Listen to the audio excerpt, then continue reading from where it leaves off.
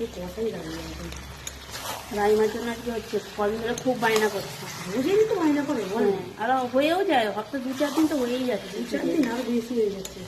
লাল লাল ঝাল ঝাল কষা খাবে আজকে। আজকে বায়না হচ্ছে কষা কষা খাবে। এটা পুরো রাইমার জন্য হচ্ছে। অবশ্য রাইমা একা খাবে না, এখনই তোমরাই আবার বলবে রাইমা কি এতটা একা খাবে। হ্যাঁ, তা নয়, রাইমার বাবা খাবে, মা খাবে, দাদা তো নেই, দাদা থাকলে দাদা খেত, তাই না? কেন আমাদের বাড়িতে আর কেউ চিকেন খায় না। মটন